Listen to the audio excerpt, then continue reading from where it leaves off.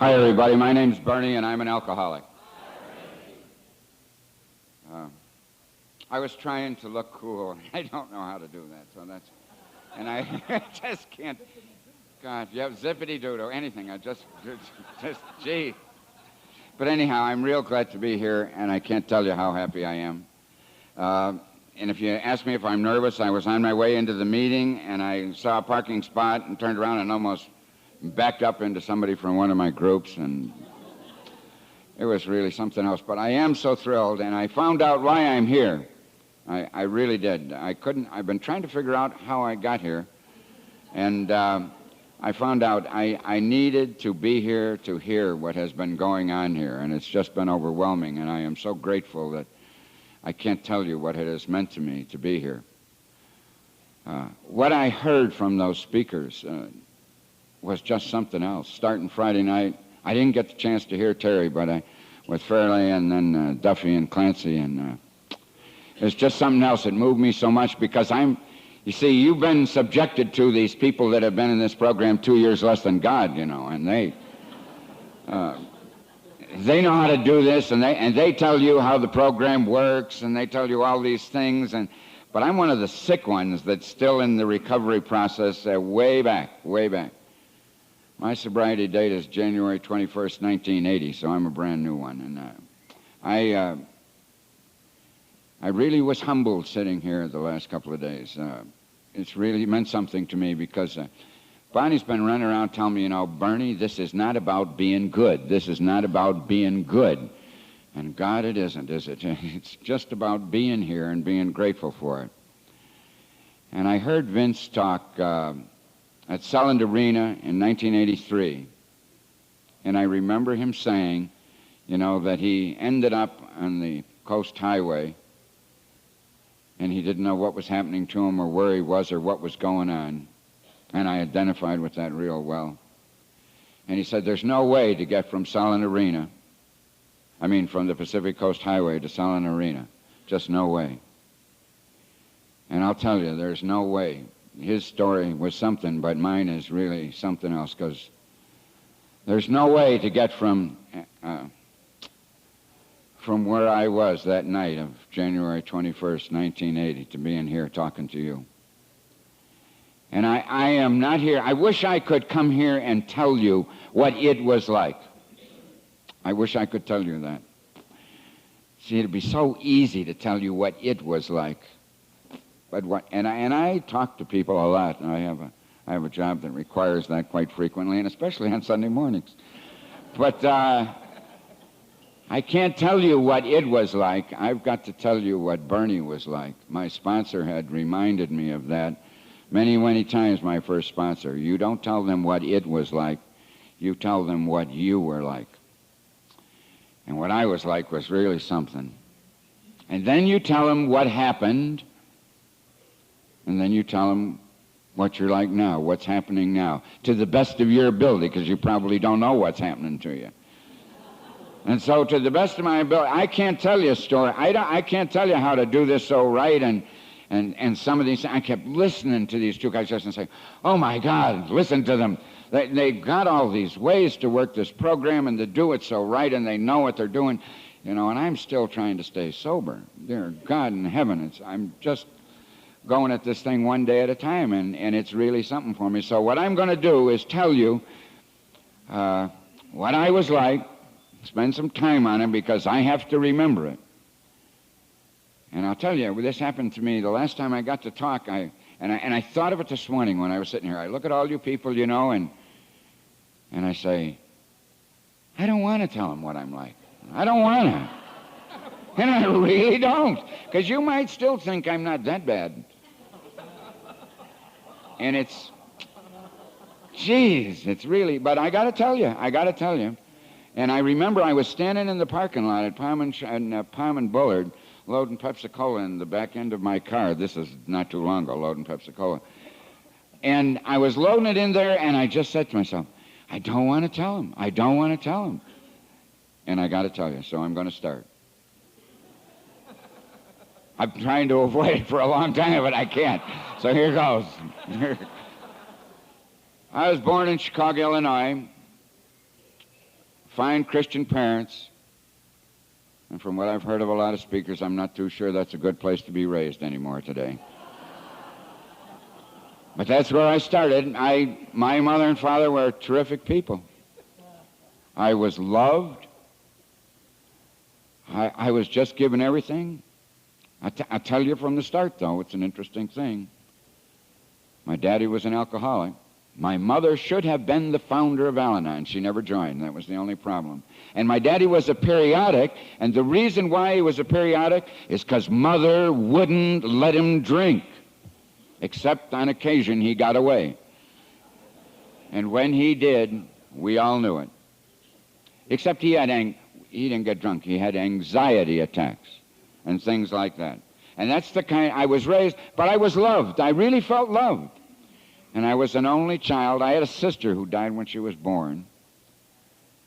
She'd have probably been here today, too. I feel quite sure about that. But anyhow, I was well loved, and I was a strange kid. Now, when I first started looking at this thing and trying to figure out who I am and what's going on, I thought that I was better than you, see, and that's the way I used to think about it. So a lot of what I'll tell you, it sounded like I thought I was better than you. I have discovered since then something about me. I thought I was terrible, and I thought you couldn't possibly like me. So I had to do everything, and I had to do it perfect. I just had to do it perfect. And I was one of those rotten, obnoxious little kids who did it pretty good. I cleaned the blackboards, and I studied all my homework, and I always had it, and I always said, yes, ma'am, no, ma'am, yes, father, no, father, yes, sister, no, sister, all this, and said my prayers, and I did all these things, and I always went to church, and I was real good, because I figured if I was real good, you'd like me. And I did my very best to make you like me. But I had to do it perfect. And I started out as a little kid. I went to school. I loved school. I studied, and I studied and studied and studied, and I got good grades. And then I decided, well, when I went to high school, I wanted to play sports. Now, this is another thing. See, I'll show you how strange I am. I don't like baseball, and I don't like basketball. You know why? I can't play them. I don't do well at them. I'm terrible at them. I was a little fat kid. Still pretty fat, but I was really fat when I was a little kid, you know. And you don't run real gracefully up and down the basketball court or anything like that. I'd trip and fall, and they'd laugh at me and all that. But I decided I wanted to play football, and I wanted to play hockey. You know why? Because all you had to do was run and hit people, and you could just run and hit them, and you didn't have to do anything with much, just hit them. I played center when I was playing for a little tiny team. I couldn't play any good team because there wasn't any good, but I could get to hit people and things, and I liked that. And I made up my mind I'd do that, and I did that. And I went to school, and I made up my mind, you know what you people never do? You never want to be research chemists, I found out. I'll be one of them. So I decided to study chemistry. And I thought, you know what, if I do that, you'll notice me. Because I didn't think you'd ever notice me. And I wanted so much to have you see me. And I wanted you to like me. I really did. And then I decided, you know, a lot of people don't go away to be priests. I think I'll be one of them. And so I went off to the seminary and decided to be a priest. And I decided I'd get into an oratorical contest and win a speech contest, and I did that. And I did real well in school, and I was doing all these things, and I was trying so hard to make you pay attention to me. And all of a sudden, I began to figure, you know, I'm pretty good. I really am pretty good. You know what I discovered? If you work real hard and do what you're told, and you behave, Bernie, you're really terrific. And I started to take credit for it. Now, I learned also how you mouth thank you and mouth humility, you know. And I kept saying, oh, it's only something God gave me. But I knew. Down deep, I knew real well who was doing. God was in there, don't get me wrong, but I knew. Bottom line, Bernie worked hard, and it worked, and he was really terrific. And I never said thank you. See, that's the worst part of my story. I didn't get treated rotten. I didn't get treated bad. I didn't have a bad childhood or a bad education. I was never told about a punishing, rotten God. I was just told all this was real great, and I was going for it for all it was worth, and I never said thank you. I took credit for it. And I went off to high school and went to college, and I studied in college, and I did real well, and I got my degrees, and I did all that stuff, and I decided I'd be a chemistry teacher, and I'd go back, and I got my master's degree in chemistry and theology at the same time, and I got ordained, and I really thought I wanted to be a good priest. I really did. And I really wanted to do it, but I was a manipulator like mad. I worked real hard, and I got it to all come out the way I wanted. I got them to ship me back to Chicago, and they shipped me back to Chicago, and I was put in a high school on the southeast side of Chicago, and I was a rookie teacher. They put 15 teachers under me and made me the head of the science department because I was the only one who had a master's degree in chemistry. And so they made me that, and I began to see that, and they put me in charge of the yearbook. And I understand, I've heard Clancy say before, hit the ground running, and I did a great 50-yard dash. I knew what that was all about. I hit that ground running, and I took over that whole damn school, like right now. Because I knew I could do it better than the rest of them, so I might as well run it, and there was no reason not to. And I began to do that, and everybody kept saying how great I was, and all this was going, and I loved it. Oh, I loved it. I had 600 women in my mother's club, and they all thought I was just wonderful, and I was just eating it all up. Just eating it all up. I will say this, I loved my kids that I taught. God, I loved them. And I loved my football teams that I got to be working with and things like that. And I really loved all that, but it was going real good. It was going great. And I kept saying, boy, this is wonderful. If you just work hard, it's all great. And I never said thank you. Well, a funny thing happened here now. You see, in the seminary, you don't get to drink too much. They don't pass it out. Now, I don't know about the new ones, but at least when I was going through. But when I looked at my family, there was a problem in my family. You see, I had an uncle who was a priest in Chicago, and I couldn't stand his guts, because you know why? He never had his own parish, and he used to have a lot of automobile accidents about 2 or 3 in the morning. Nobody else around, just he'd run into a tree. Somebody was always taking him in. He was getting kind of odd jobs, like when everybody else was doing it. It was really strange, really strange. And I knew what was wrong with him. He couldn't control his drinking. He was a bad man, and I didn't like him. If he just made up his mind and used his willpower and said his prayers better, he'd be all right. So I didn't like him. But he was my dad's brother, so I had to fake it and tell him he was a good guy. And my daddy was a weak guy, really. That's what I thought. He drank, and that was all right, but he let my mother run him. And I didn't understand that. I didn't understand that at all. And I had another uncle who was a little bookie. In Chicago, where I came from, south side of Chicago, it was kind of normal.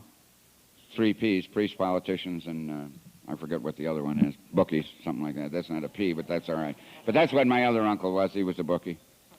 And he drank too. And I didn't like those people, and I made up my mind. I said, I will not be like that. You see, my willpower was too strong for that kind of thing, and I was not about to disgrace myself and get drunk or things like that. So when I first got out of the seminary and they shipped me back to Chicago and I was going to do all this, I decided that I would prove I could control my drinking. So I quit. I said, I'm going to quit drinking for a year. I quit drinking for a year before I started drinking. Now, if that isn't the disease waiting for the chemical to catch up with it, I don't know what is. But that was me. That was me. And so I hit the ground running, and I did this, and I was having a great time. And I have a friend of mine. I started to learn how to play golf, and I remember going over to Westgate Country Club on the west side of Chicago and playing golf there. And one time in June, I was there that year, and this friend of mine, Al Hillebrand, and I were out playing golf, and we finished the first 9, and we walked into the bar. The 9 holes ends up there, so you can go in and get something. And, of course, I'm better than these other people. I don't drink, And it was June, and I walked in there, and it was a year. Well, it was the school year, 9 months. That was enough. That was good enough for me. That was good enough. You don't have to worry about it. I had proved, and we went up to the bar, and my friend Al said, give me a beer, and I thought, I've proved I can control my drinking. I can handle it. So the guy said, what do you want? And I said, I didn't know for sure, and I want to look good. And I'm really an obnoxious kid. Give me one of those Millers. I thought that's the champagne, a bottle of beer. I'd look real good, you know. Give me Millers. And I used to say I had one. I don't remember, to tell you the truth, but I know it wasn't one. I went back out, and the first time in my life I drove the green. And my friend said, Bernie, you did pretty good. And I said, yeah, that was pretty good. That was pretty good. And that was my beginning. Now, I had as a little kid, my mother give me a glass of wine or something like that. But not drinking like you and I know. This is the beginning. This is the beginning. I'm not thanking everybody. I've got everything I want. I'm back in Chicago. I've got my teaching. I've got my kids. I'm doing a good job. Everything's wonderful. And I took credit for it. I took credit for it. Every single bit of it. And I never thanked anybody. Well, about a week later, I went to a restaurant across the street from Midway Airport. I think it's Cavallini's, but I'm not sure. Or Cavarello's. I'm not sure which the name of it is. Doesn't make a difference. It's not there anymore. They wiped it out. But I went in there, and another friend of mine was there, and we sat down for lunch. And so now, you know, my year's up, so I decided, I had my beer. Now I'm going to try all these other things. It's really wonderful, you know, when you're 26 years old and you've never drank. And they're going to introduce you into this wonderful world, you know. And I know I'm terrific anyhow, and I know I have a good willpower, and I can control anything I do. I've proved that. And so I sit down, and this friend of mine orders a Manhattan. Well, that sounds pretty good. I'll try one of those. And one of the things I want you to understand, I always wanted to drink respectably. You had to look good. So I said, I'll have a Manhattan. And I had, oh, it was good. God, it was good. I felt just sort of wonderful. It was warm, and I felt, you know, it was okay. I always was a little bit, you know, you didn't think I was, but I was pretty good at it. And I had several of those for lunch. But I remember during the course of having them, I asked somebody, what are those? What are those? I say several, maybe 2 or 3. What are those? And they said, well, you make that with bourbon and vermouth. I'm sure he said some other things. I don't. But, you know, and then they told me, not sophisticated, 2 to 1. Chicago, they just drink. They don't do it too fancy. And so I said, oh, that's real good. I remember, though, being very tired going home in my car. Very tired. I guess I hadn't slept well the night before. And so I'm driving home in my car, and I decide I will go to the liquor store. Now, I've never been in one by myself before, and I walk in there, and the man...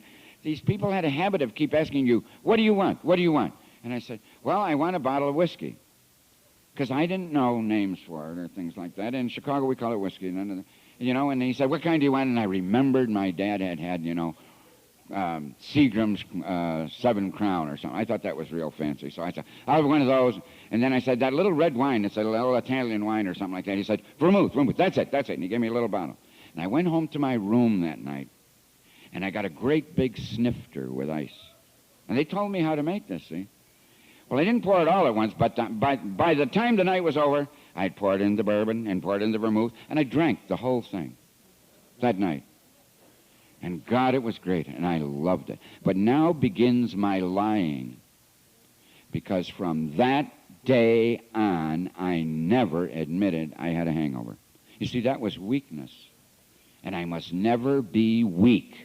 I must never admit that it bothered me. See, because that would prove I couldn't control my drinking if it made me sick or something. So I never admitted that. And from that day forward, I'm sure I must have had a hangover. But I wouldn't admit it, and I just lied about it. Madonna used to say to me later in my life, you know, Bern, doesn't your head bother you in the morning? Oh, no, I feel fine.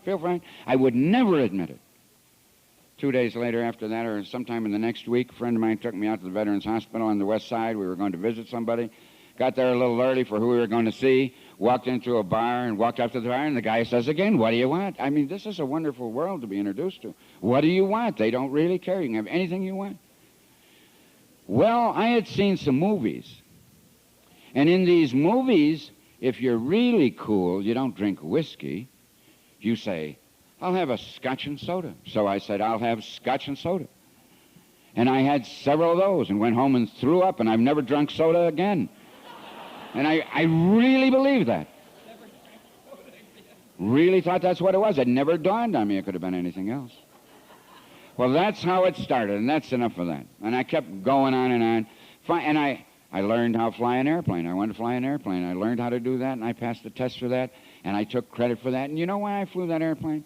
I didn't want to land at the little airports either. I wanted to land at Midway. And I would land and taxi into Midway, and I'd get out, and you would notice me. You'd see me. I had to do things to make you see me, because I didn't think you could like me. Well, one day I lost an engine over the Illinois Toll Road, and I landed in a little pea patch, and they shipped me to Oklahoma. And I went off to Oklahoma, and I remember the day I got to Tulsa. As a matter of fact, I came out of the hotel this afternoon, looked out there, and there's a little car with a Z on it, Oklahoma, and that's Tulsa. And I'll never forget. And you know how I know exactly what day I got to Oklahoma? It was September 1st, 1959. You know what that is? That's the day Oklahoma went wet. And that's the day I arrived there. And God, I loved Oklahoma. I loved Tulsa. Jeez, it was wonderful. And they all walk around with their little... Now, all the people in Oklahoma don't do this, but all the people I knew did. And they walk around now with their little brown bag, and they bring it to the restaurants, because you can't buy liquor by the drink in Oklahoma. And God forbid that you would ever leave the restaurant with anything left in the bottle. That's not allowed, so we could always kill that. And on I went, on and on I went. And it started to get to me, and what I began to find out is I was being terribly dishonest with myself. And I didn't understand. I loved my school. I loved what I was doing. But I was standing up there telling people in my work, I made up my mind I was going to be headmaster of that school. I was. They made me headmaster. I loved that school. I loved it with a passion. And I loved those kids. But I kept drinking, and I was terribly, terribly, terribly lonely. And something was wrong in my life, and I kept praying, please, God, don't let me drink so much. And it's only been revealed to me, and this being disclosed to me, that it says, you know, more, it keeps coming back to me a little at a time. I remember when, and just part of the thing in Oklahoma, so you find it, they stopped me in a car one night going down the wrong way on a one-way street, you know, took me out, looked at my license, says, oh, Father, go home. They got a cab, and they put me in the cab and sent me home. I got another car and went right back out. It was really bad, but I could cover it, and I kept playing this game to cover it. I found out what I was like. Terry was the one that taught me what I was like. I found out I was a maintenance drinker. I found out that I had to get so much alcohol in me, and then I could keep cruising. And that's what happened. I drank every single day. And I found out how much alcohol I needed, and I kept drinking. I drank not the super amounts like somebody says just before they died, but I drank a lot. But I wasn't being honest, and I knew it, and I didn't know what was wrong. And I was standing up there saying I wanted to be a celibate priest, and I didn't. And I was lying about it. So I went to my superiors, and I went to a whole bunch of people, and finally I just said, I can't do this anymore. I'm not being like this. And so I left the order, and I left, and I went to Wisconsin, and I married a little girl that I had to wait till she grew up so I could marry her, because I knew her when she was 13, and I was a rookie teacher. And we got married. And then God sent me a blessing. I have to say it this way, although sometimes I think he's really joking, because he sent me 2 teenagers. We adopted 2 teenage girls the first year we were married. Only alcoholics can do that, you know. They don't let normal people do that. It was really exciting.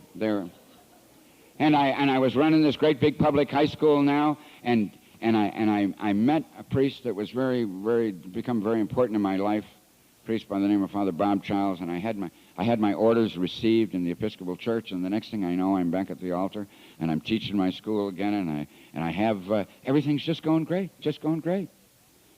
And I forgot to say thank you. I had figured it out. And then finally, I kept going, and I went to Kentucky. I got my own parish, and I was down in this little place in Kentucky, and I said, oh my God, look what I've discovered now, the mint julep. And they drink the mint julep in Kentucky in a silver glass, you see, so that you can't see how strong that drink is. And I love those silver glasses.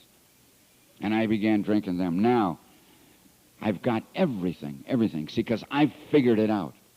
And I haven't said thank you for a single thing. I've got everything going for me, and I'm taking credit for it. And I don't know what to do. And my drinking is getting a little worse. No, it's not getting a little worse. It's getting a lot worse. I lived on just a lovely street in a little town. It's called Versailles, Kentucky. Now, I say that so it's just a lovely little town. Across the street lived a former commissioner of baseball. And in Kentucky, in these lovely, lovely, lovely little towns where they pretend so much, you don't say it if you step in it, you know. And here I am living on the block in this lovely old Kentucky home, you know, with the big front porch that has a light on it and all these things. And my daughters are growing up.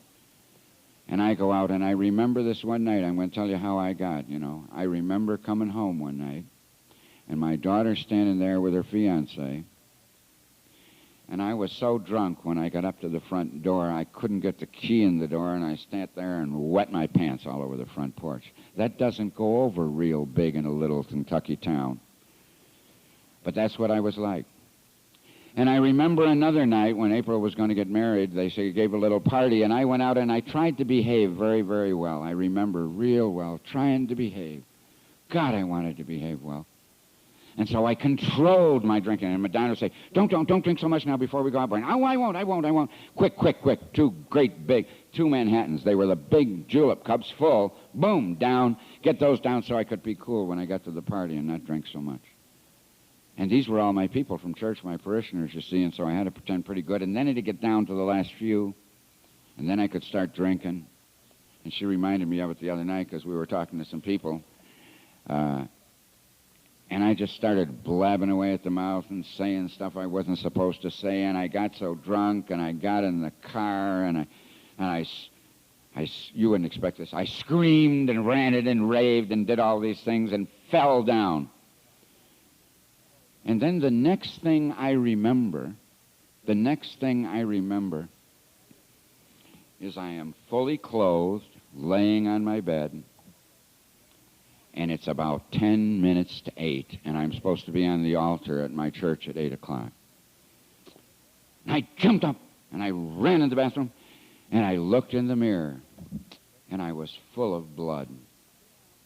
And the lens in this glass was gone, and my face was cut, and I looked like the wrath of God. So I yelled at Madonna and blamed her because it was her fault. And then I put my act on, and I put all my dignity on and put these glasses on with no lens. Oh, God. And I went to church, and I said to him, coming out the front door, I tripped and fell all the way down the stairs and landed on this side and broke my glasses. And they knew, but I faked it out. Well, you know what? What was really wrong is those people didn't understand me. And the pressure of that little Kentucky town and all that, you see, I'm a Chicagoan and a Northerner. And I worked real hard, and I knew how to do this, and they didn't understand me. And somebody called me from California and said, would you like to come out here? Oh, that's the answer. And so off we went to California. Oh, I just was so happy. That's all I needed. And this lovely, lovely parish in northwest Fresno. And you know what you people do here? You just drink. I know what's wrong, the hard stuff. I'll just have a little white wine. That'll be all I need. That lasted about a week. And I thought, now I'm here, and I got it all put together, and it'll be all just wonderful. And I'm here in California. And it kept getting worse. It kept getting worse. Now I knew I couldn't drink out in front of them anymore. I couldn't drink out there with them. So I did it at home. And I didn't have to drink much during the day. I didn't drink during the day. I started drinking at 5 o'clock at night and drank till 1, 2, 12. Whenever I passed out, I used to say till I went to sleep. Whenever I passed out. And every day. And when I quit drinking, Safeway decided to consider whether they were going to go bankrupt or not. Because that's where I got it. Not at the liquor stores, you see, but in the little grocery parts. And it had gotten down to it that I was having at the house about a fifth a day, then whatever I could get anywhere else at night, going out to dinner and all this stuff, every single day. And I couldn't figure out what was wrong. It never dawned on me that I couldn't control this drinking. Well, one day I was sitting in my office. What happened to me is I also got out here, and a friend of mine who hadn't drank for 18 years, he had been ordained, and he was down in some little parish in Kentucky, here, or in California, and he tried to drink again. He decided to try it again. And he was crawling around on his hands and knees in about a week. And the bishop, no, this is Orion. The bishop, he wants to get somebody to help this poor guy. Guess who he sent? Goofy. Oh, it was bad. I had to make amends to him later. I drove down to his little town, and I walked in and I said to him, now you use your willpower and say your prayers, and I'm going to lay hands on you, and you'll be all right. Oh, God. And he kept getting drunk. But I thought that's what you were supposed to do. Well, anyhow, I came home, and the bishop knew that I was helping this guy. But there was another young priest that came out here from Kentucky, too. They were both seminarians and worked with me in my parish, and he came out here, too. And one day, Fresno Community Hospital sent out a little flyer, and it was called, Ministering to the Alcoholic. I said, that's very nice of those people, but I know how to do this. And I threw it in the wastebasket, because I used to know the guys from AA back in Tulsa, and I got those guys from AA to help those people, because they really needed it. They were really bad. And I got a lot of help from those people. But I didn't have to go to these things and find out about any of this stuff. But the goofy bishop didn't know any better, and so he paid my way and the other guys, and he shipped us off. He called me one day and said, you and Mazak are going to go to the seminar. And I said, oh, okay. And I was scared. I had this coat on, I remember. I was scared to death. I walked in there. I was afraid they'd catch me. I'm very interested, and I paid attention. But it was kind of interesting. I heard about a disease. You see, I thought I was a moral reprobate. No good at all. And then a drunk. And then I heard, some people are drunks and some people are alcoholics. And I knew I wasn't that. I decided that what I was an awful person. That I just drank too much. That I chose to drink so much. Well, finally, my friend who went with me, he heard it too. Now, I decided that was in about November. And one day I remember Madonna and I were talking, and I said, God, I gotta do something about this drinking. I gotta do something about this drinking. It's getting too bad. I'm going to get it under control. I'm going to get it under control again. And she said to me, yeah, but you're not an alcoholic. I said, oh, God, no, not that. But my friend Mazak had seen it. I decided, comes the 21st and 20th of January, Super Bowl, that I'm going to get my drinking under control. I'm going to quit for a couple of days. That's how I did it. Quit for a couple of days, and then you start controlling it again, and it'll be okay. And so I made up my mind. I had my big Super Bowl party. And my friend got a hold of Madonna, and they had something else in mind for me I didn't know about. I went through the Super Bowl party. I just had a wonderful time. I don't remember who played or who won or whether it was a good game or not. But I had a hell of a time. I just sat there, and nobody bothered me. I just sat in the corner, had all the people, made sure they had plenty of booze, just sat there and kept drinking. It was really wonderful. Well, I went to my office that next day, and I said, today's the day. Today's the day I'm going to start controlling my drinking. Today's the day I control my drinking. And I remember going over there that day, thinking about it all day long, like I did a lot of times. Got home at 5 o'clock. I remember walking in the house. Today's the day I'm going to control that drinking. I'm going to prove it to him that I'm okay. Walked in the house. I remember walking down that little corridor, coming in, turned left, walked over. Today's the day. Picked up the julep cup, threw some ice in it, took out the bourbon, poured the bourbon, said, I'll quit tomorrow. And I really did. That's the gospel truth. Went over to a meeting at my church that night. I'll never forget this. Went over to a meeting and came home that night, and I walked in the front door, and here, it's about 9:30, and here are all these people sitting in my parlor, my living room. Who the hell are they, and what are they doing, But they were friends, but this kind of late at night to come visiting. And here's Al Mazak and his wife, Father Mazak and his wife.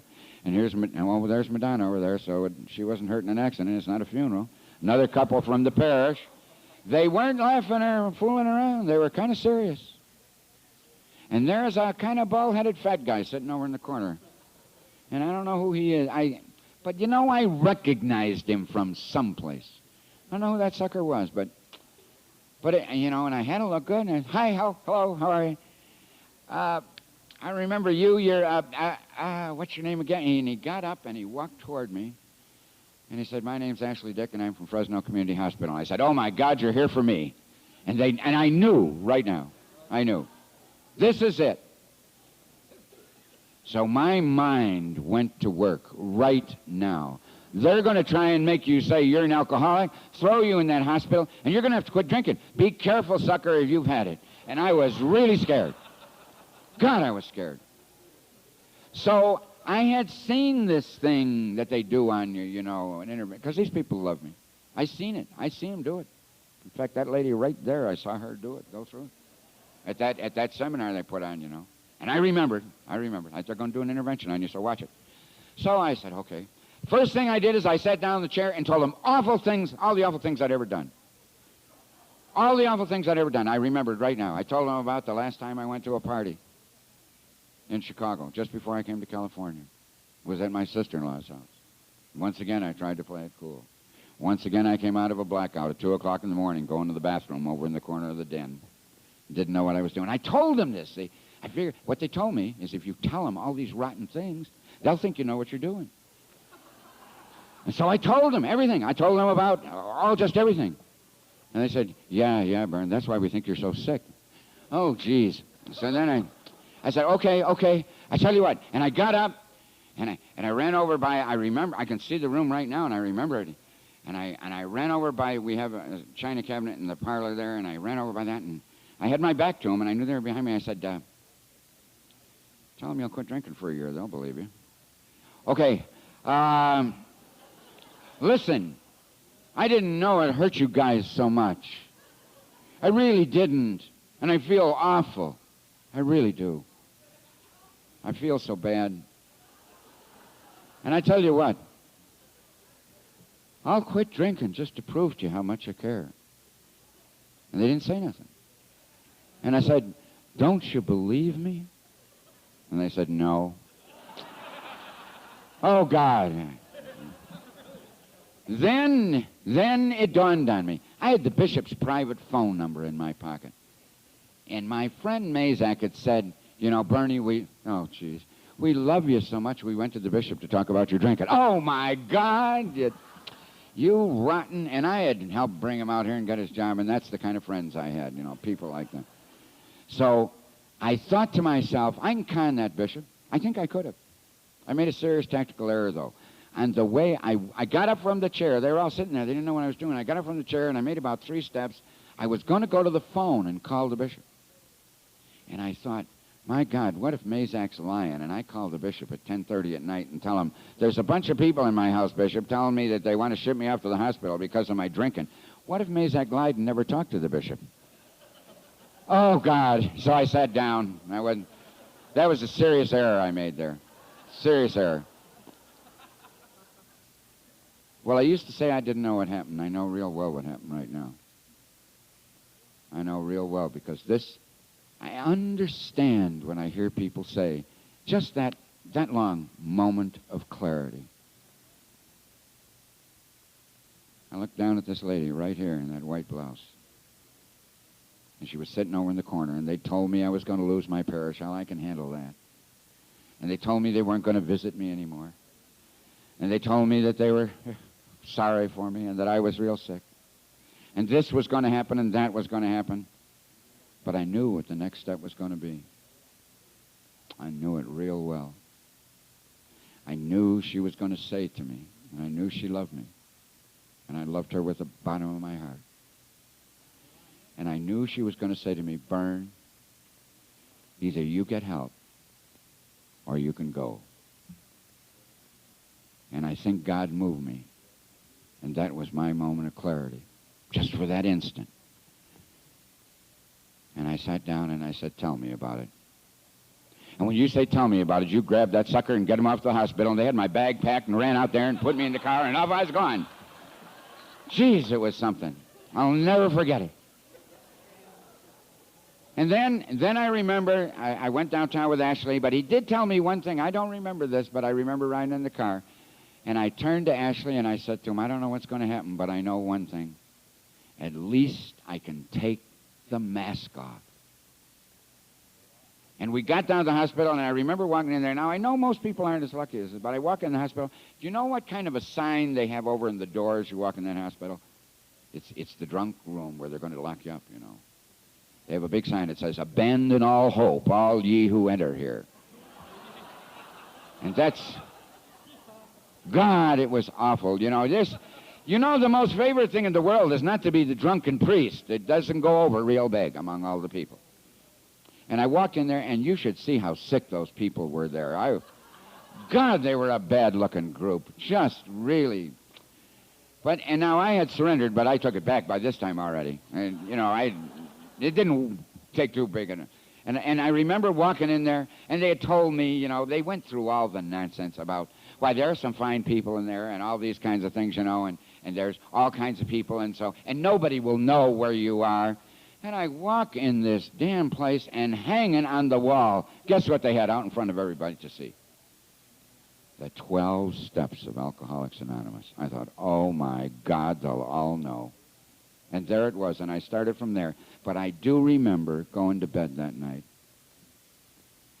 They put me in an awful pair of blue pajamas with a blue gingham wrinkled robe that was awful and made me appear in front of these people like this. God, I'll never get... But I went to bed that night. I remember laying on that bed. And I said, God, I can't do it. I don't know how. I don't know how. Please, God, help me learn how to live without this chemical. Now, I hear some of you say you got here and you didn't believe in God. Maybe you don't still. That's okay. It's something else. And I hear some of you say that you know this God or that God or the other God. But, oh, boy, you ought to try and get there being a priest. I knew he loved all you. And I knew that he was going to take care of you. But if you'd been the ungrateful, proud, obnoxious, rotten sucker I'd been, you'd have been scared to death. And God, I was scared.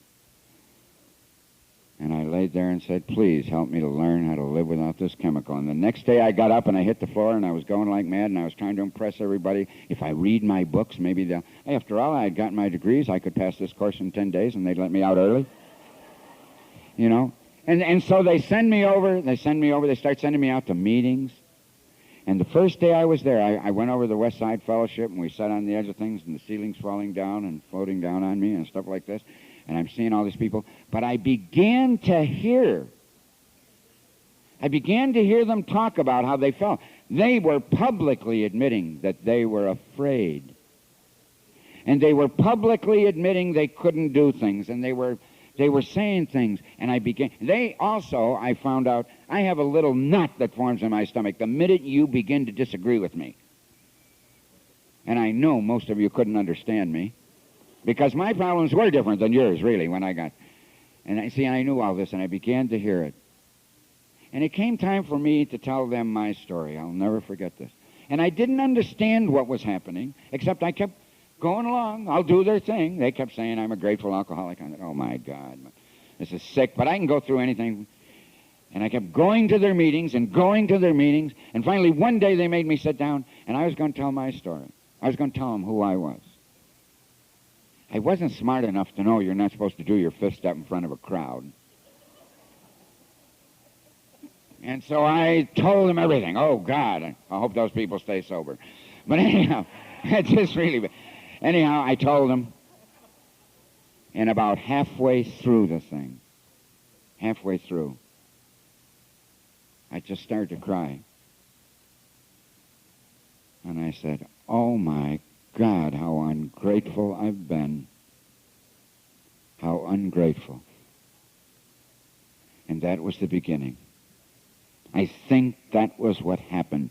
I began to see that I had taken credit for it.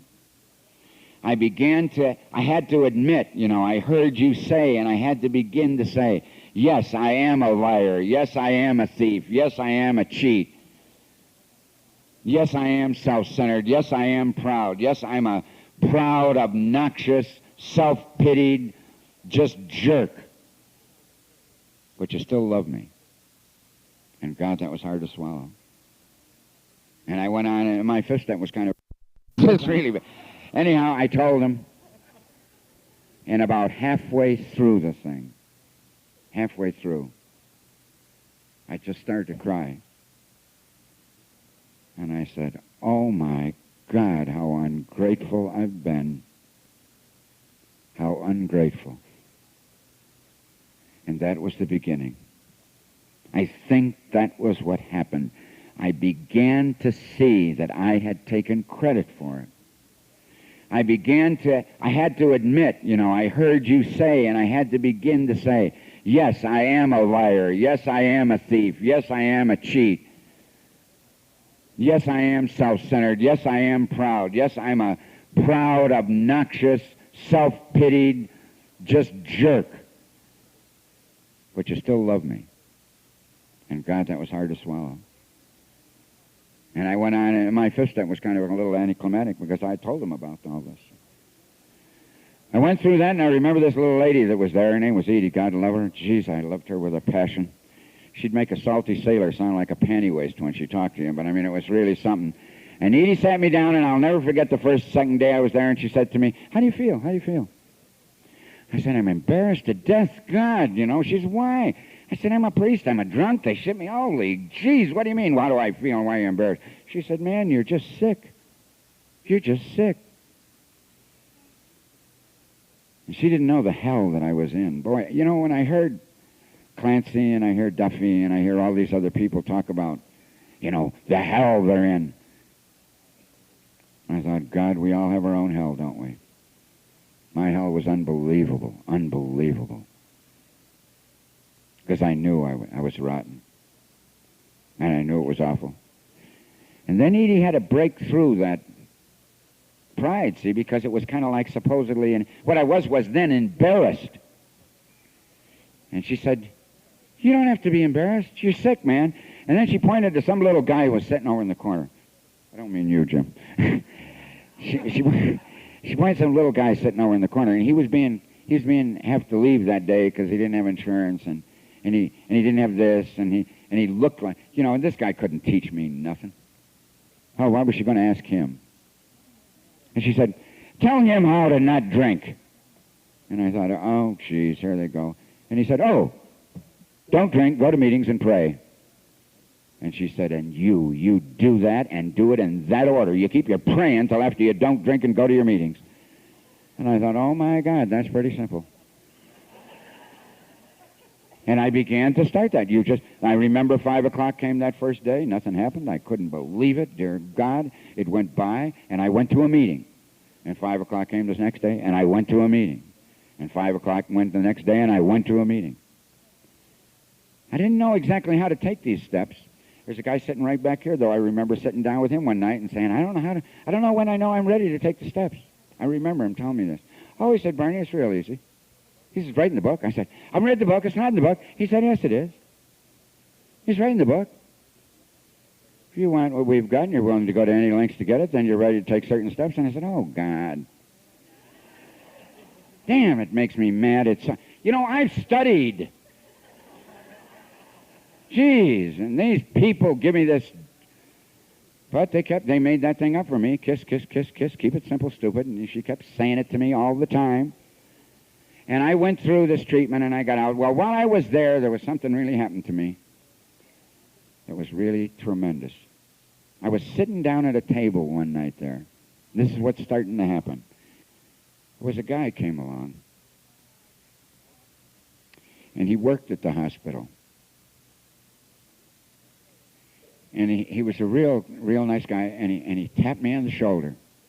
And I jumped up, and he said, hi, Father, how are you? And oh, I'm just fine. Jeez, I was trying to be cool, And he visited with me, and I'm trying to read his name tag because I didn't know who he was, and I was supposed to. You couldn't never let on you didn't know somebody's name, And I looked, and he said his name was Ed H. And he talked with me and visited with me for a little while, and then he pointed down at the table, and in front of me was my big book laying there, and he said, see that book? And I said, oh, yes, that's the big book of Alcoholics Anonymous. I thought I'd teach him about this a little bit. And he said, yeah, I know, that book saved my life for the last 23 years. And I thought, oh, my God, there's one of them in the parish. Well, God knew this was going to be a difficult case. So he made Ed my sponsor. And I never will be able to thank God enough for that gift. Because he treated me very, very special. He would come down and visit me while I was in the hospital, and he sat in my room, and one night I remember he would tell me this story, and he would not lecture to me or things, but he told me a story. He told me a story about one night he picked some priest up in front of St. John's, and the poor guy was drunk as a skunk, and he kept talking to him, and he said, "Well, now, Father," he said, he said, "I want to tell you this little story," and he said, and I said, "This poor priest, now, Father, this is a spiritual program. All you got to do is you just got to admit that you can't do it, and then you got to believe that God can do it, and then you just turned over to God." And the priest said, "That's a spiritual thing. Don't you tell me about being spiritual. I studied theology, and I went to Rome, and I studied all this, and I know all about that spiritual stuff." And he said, "Well, yes, Father, I'm sure you do. You know a lot more about it than I do. But how come, Father, if you know so much about this spiritual stuff, how come you're drunk and I'm sober?" And we both laughed, and I knew who he was telling. I knew real well who he was telling that story to. And he had little ways of telling me those things. He was something else. Well, I went home, and they told me I'd done my first 5 steps, and I thought you really did them. I thought you did them once and it was over. God, oh, that's okay. That's where I was. And so I got home, and they said, "Now go home and do your 6th and 7th step." And I heard that, I heard him say, "You do the 6th and 7th step." And I wanted to do all the steps perfect, and I could get them over, and I could forget about this thing. I was going to go to one meeting a week, because I was really going to get into this thing. But anyhow, I got into it, and then it said, "Now I became entirely right." Well, of course I'm ready to have my character defects removed. And I will do all the things necessary and work on my character defects, and I will be perfect in about a month and a half. And I worked on them, and I worked on them, and I still lied, and I still cheated, and I still was rotten, and I was still selfish, and I couldn't figure out what was going on. I didn't understand what was happening. I also did another thing out there. I got so excited about it, I 12-stepped everybody in Fresno. It didn't make any difference whether you drank or not. I had to get out there and 12-step you. Ran every place, and I started to become obnoxious. God, did I hear what Clancy said last night in that one thing? About it's not about me getting better, but it's about them getting better. You see, my parish was rotten when I got sober. They really were pretty bad people. The trouble was they didn't understand me. Today, I know what happened. I was really being obnoxious to these people. I was going to be Miss Goody Two-Shoes, and after all, I didn't drink anymore. And I ought to be perfect. And I knew how to do it, and I was going to tell them all, and damn it, they were going to listen. And I was going to teach them, and I just did on and on and on. And in about 10 months, they walked in my office one day, and they said to me, "You've changed." I said, "Oh, I did? When did it happen?" They said, "When you went to that hospital." Well, I'm glad it changed a little. But they were going to fire my ass out of there, I'll tell you. It was really dangerous. I remember Annette saying to me, "You'll get off that pink cloud one of these days," and Ed did too, and I'll tell you how bad it was on this 12-stepping thing. And I was arranging for everybody to get sober. And one night I remember going to the village, and I was crying the blues because the bishop did not understand, and I was ranting and raving. And after it was all over, Annette, put her hand up, and I don't know if she got called on or put her hand. She said, "Bernie, and I don't know if this will help you," she said. "I understand how you feel," she said. She's kind. She said, "I don't know if this will help you," she said, "but when Western Union sends a telegram, they don't ask for the name of the boy that carried it. They only want to know what the message is." And I thought, "Oh, gee, thanks, God, and I've learned that. Well, anyhow, they kind of told me that they were going to fire me out of there, and then that I didn't know what to do about this. And I remember going home that night, and I sat there, and I sat there, and I sat there. And I was so mad. See, I had been perfect up to now. I didn't have any resentments. And I thought, "You dirty sons of Eve, I'll get you. Oh, you mustn't say that. Say the serenity prayer. God grant me the serenity. That'll last about 10 seconds. God damn it. Oh, geez. And then I just furious. And I the whole night was back and forth like that. Back and forth. Serenity prayer. Saying, it never dawned on me. Ed told me later, that's what the book means when it says, there will come a time when you have no adequate mental defenses against that next drink. I was praying and it was working. I didn't have enough sense to know that, but it was. I was like, damn, anyhow, God grant me this for anything. It was going on and on, but I didn't drink. And I went to bed that night. I went to bed and I said, please, God, help me get through this thing. I went to bed. And all of a sudden the tape started going, bang, bang, bang, bang, over my head. I'll get you, I'll show you, I'll find a way to get even, I'll find a way if it kills me. Because that's the way I was a profound coward. I'd never get in a fight, but I'd get your job if I could or something like that. It was just terrible. And my mind was going, how am I going to get you? How am I going? And all of a sudden I said, I know, I'll show you. I'll go get drunk. And thank God, right behind it came, talk to somebody. And I punched her down and said, get up, and she had her first 12-step call right in the house, and we talked and talked and talked. And I didn't drink. I didn't drink. And slowly but surely, it began working. I have my list. And I began to find out, on the 7th step, I want to share something with you, but I want to be careful about how I share this with you, because for me, this is my character defect, okay? This is my character defect, not yours. I got enough other things to take your inventory on. This one. I smoked cigarettes about 3.5 packs a day, and it was going up. It was going up. And I wanted to quit. God, I wanted to quit so bad. And I have a guy in my parish who's a great guy. He's a lovely guy, and he comes around and he helps me all the time. He's a real nice guy, and he kept coming up to me and saying, you ought to quit smoking. You ought to quit smoking. You smoke too much. I pray for you. And I want to punch him in the mouth. Damn, I was mad at that. But he meant well, and I say thank you, and oh, geez. And I was going to quit. I quit when I run out, but I always run out right in front of Safeway, and after all, it was too easy to get a carton. It was just like the booze. And I was addicted to it, and it was hurting me. It was beginning to hurt. It was hurting me, and it was bad for me. And one day I'm laying there, and I'm telling all these people what they got to give up for Lent. Y'all got to give up for Lent, and I thought, damn, maybe the priest ought to give something up for Lent too, Oh, well, geez, and I'm thinking, I got to do something. And I knew what I had to do. I said, I can't do it. It was the 4th of March, 1981. I'll never forget. Okay, I'll do it for one day. I can't do it. You got to do it. And that's when it dawned on me what the 7th step was about. That's what humbly means. I can't do it. You got to do it. I had to humbly ask him.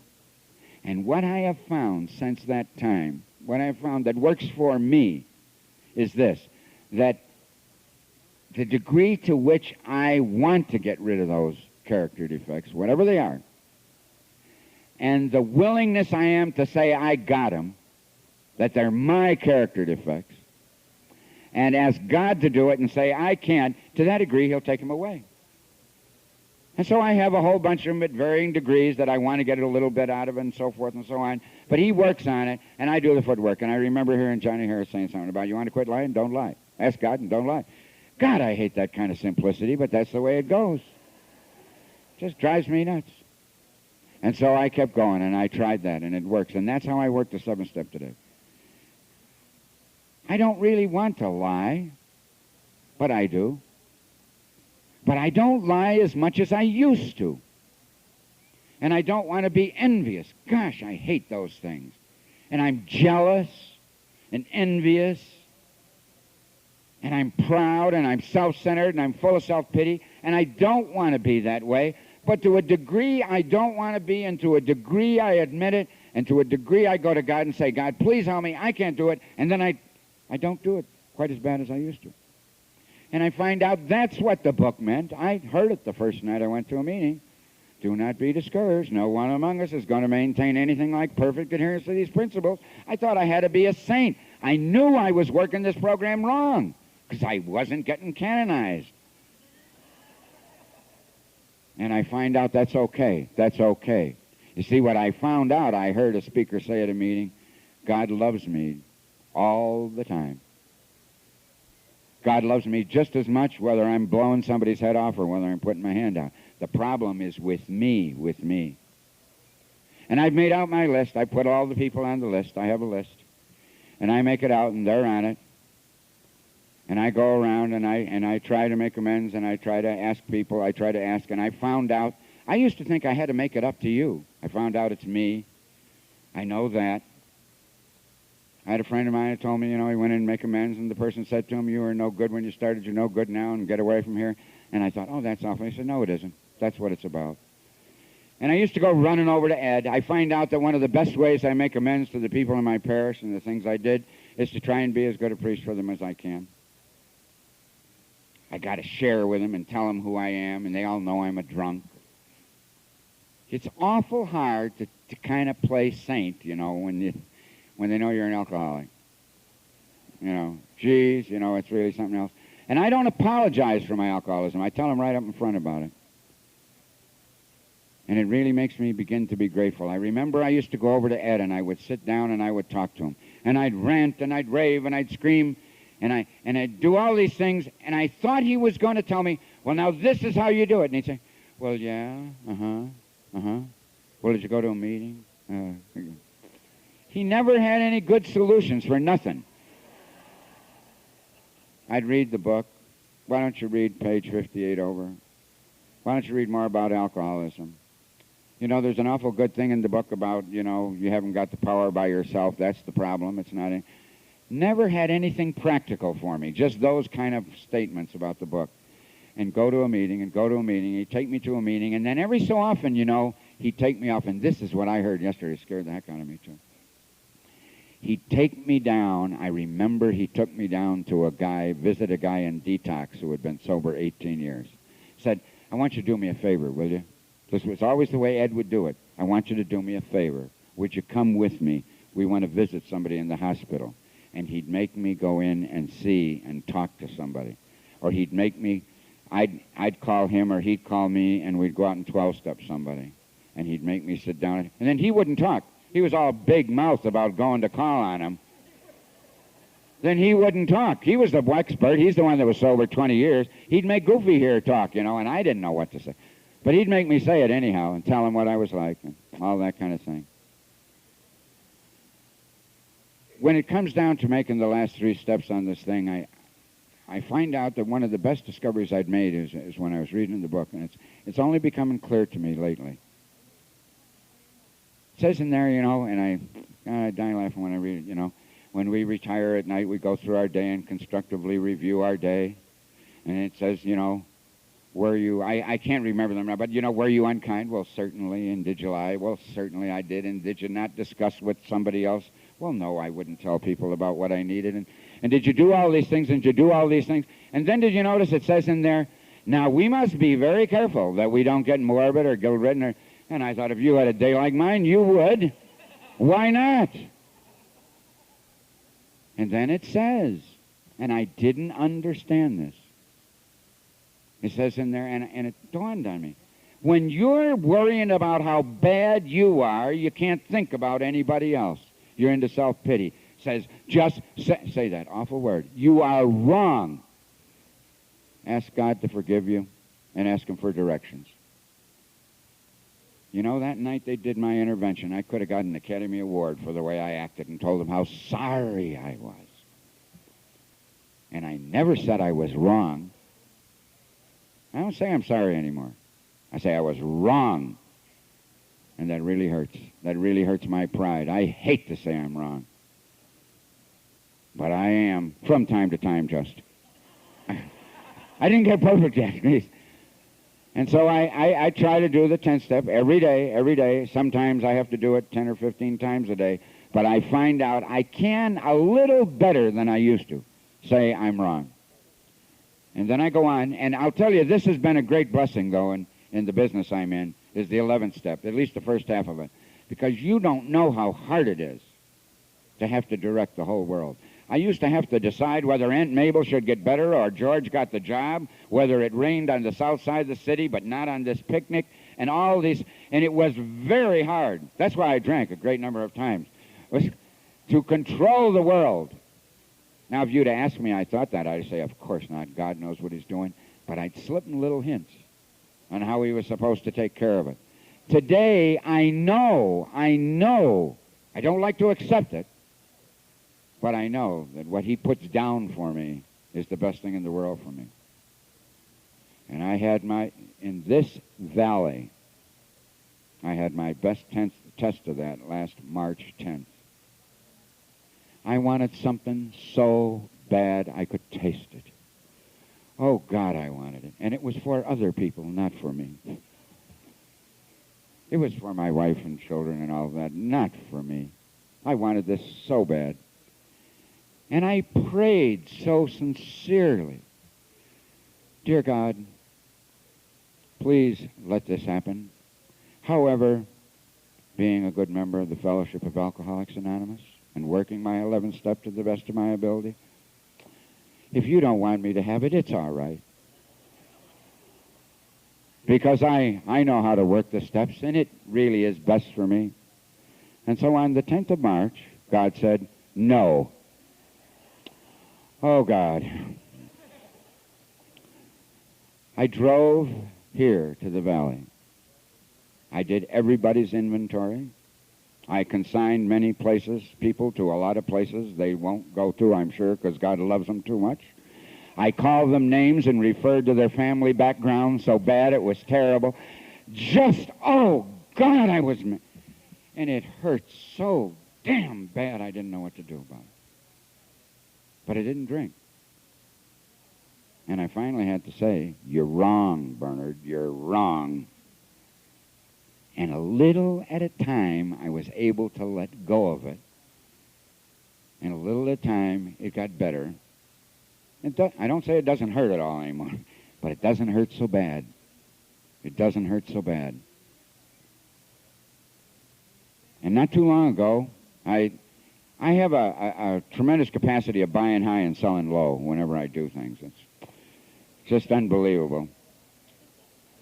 Not too long ago, I got a thing I had when I left Wisconsin, and I had to sell my house on a land contract. And I'm, of course, a genius in financial things, and I found out I had let people do it. I just, out of my own self-will and wanting it my way, I got shafted. And now the bank was coming to collect. And I found out in one day that I owed the bank $25,000 and the guy only owed me $18,000. There was something wrong here. I had to come up with $7,000 like that. And oh, God, I was sick. And that hurt. That really hurt. But you know when it stopped hurting?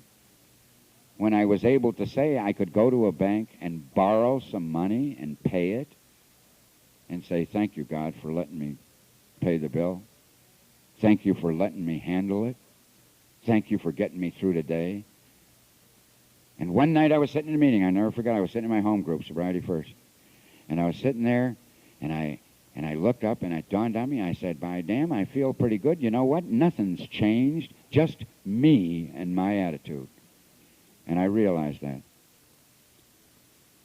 You people really, really do treat us pretty good. You really do. Unbelievable. God, I feel loved when I'm with you. I really do. I love AA more than anything else in the world.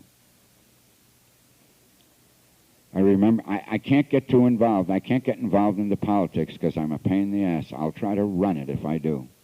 I'm just terrible. And one night in my home group, I was in there, and they did something I didn't like, and they didn't do it the way I wanted to, and the damn fools didn't know I knew better than them. And I was trying to run it, and they wouldn't listen to me, and I walked out. Oh, God, I had to go back a month later and say, yes, Bernie, what do you want? My name's Bernie, I'm an alcoholic. Yes, Bernie, what do you want? Well, I'm wrong. Oh, God. But you know, they didn't throw me out. They let me keep coming. And I still get to belong, and they still hug me and tell me they love me, and it's still okay. God, I love this fellowship. I love it with all my heart and soul, and I hope and pray to God that I can keep staying sober one day at a time. If any of you ever get tempted to think that alcohol is going to solve the problem, as I have been tempted, please don't do it, because I need you. I need you so bad it hurts. Because I am a proud, self-centered, egotistical, all those things. I am just like it says in the book, fear and delusion and all those things are in my life. And you saved me from them. I heard Clancy say it last night, you know. Booze is the way out of here and sobriety is the way in. But once I get here, my sponsor told me the answer. He said, I'll never forget it. The second day or third day I was in the hospital, you don't have a drinking problem. I thought, what the hell is wrong with him? Why didn't he tell me that before they threw me in here? He said, you give that problem to God. What makes you think you can handle your drinking after 25 years of being a drunk? You give that problem to God. And God gives you back the fellowship. That's the only thing he would allow me to say, the fellowship. The fellowship of AA and the steps. And one day at a time, you work the steps a little bit, every day, every day. And if you work those steps, and if you stay close to the fellowship, and if you don't drink, and you go to meetings, and you pray, and you read the book, and you get a sponsor, and you work the steps, then just maybe one day at a time, you'll never have to drink again. And it's worked so far. It's worked, and I'm so grateful. There's a little pamphlet, and it's called The Member's Eye View. I'm sure you've all read it, but there's a thing at the end of that pamphlet, God, I love it with a passion. And it talks about when John the Baptist was in the jail, you know, and they sent the guys out to go see Jesus, and they said to him, you know, are you the one or should we look for somebody else? And he didn't answer their question. He just said, you know, go back and tell them the blind see, the lame walk, the deaf hear, the poor in spirit have the gospel preached to them, and the dead rise to life. Well, I'll tell you something. On January 21st, 1980, I was dead. I really was. And I couldn't see a darn thing except my own will and my own life and my own self-centeredness, and I couldn't hear anything anybody was saying to me because I knew better. And I was limping all over the place, and I didn't have any God. I didn't have any God because I didn't know where he was or what to do or how to handle it. I didn't know what was happening to me. I was scared to death and full of fear. And today, because of you, because of your love, God, I love you. Because of your love and your kindness and your fellowship, today I can see. And today I can hear. And today I can walk, and I got a God again. I thank my God for AA, but I thank AA for giving me back my God. And I hope and pray to God I never forget to say thank you. Thank you.